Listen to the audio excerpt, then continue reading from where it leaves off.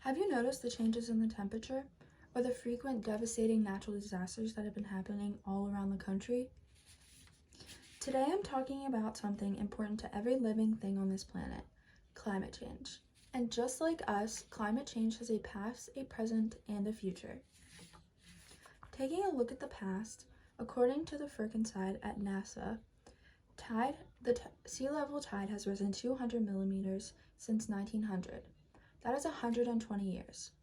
When climate change increases, the sea levels rise.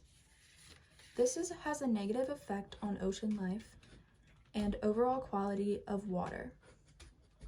Continuing on, according to NASA, ocean is absorbing heat. The ocean is absorbing heat.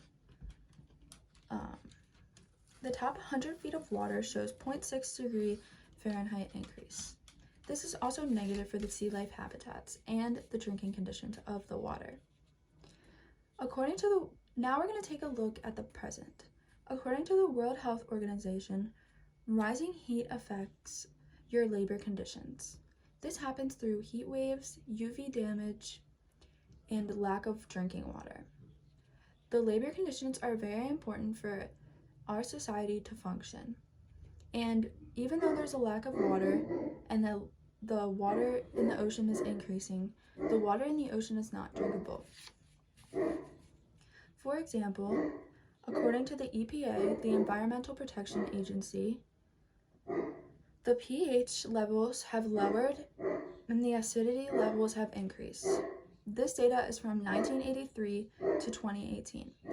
This is negative because we need that water to drink, and it is harder to clarify the water if it has these negative proportions. It is also negative for the sea life, and we need some of that sea life to eat as well as it to function for our ecosystem to function. Taking a look at how climate change will affect our future by looking at some past statistics. For example, the AQI, which is the Air Quality Index, has had a 7-point increase. Historically, Baltimore's district has been 26 points, and now it is 33. This is bad because the air we are breathing is having a decreased quality, and it'll be bad for our health conditions. Another statistic from the EPA is a term called meteorological drought. This is when the EPA predicts where the territories in the country are going to be most affected by droughts in the future due to climate change. The EPA found out that it would be the West Coast.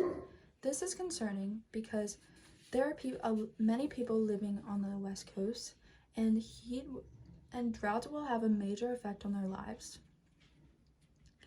As we can see, climate change has always been with us, and now we have seen its past, present, and future.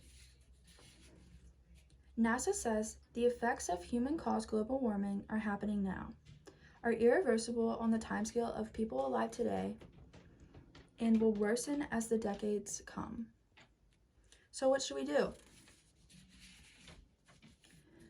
Now that I've provided some info, you decide.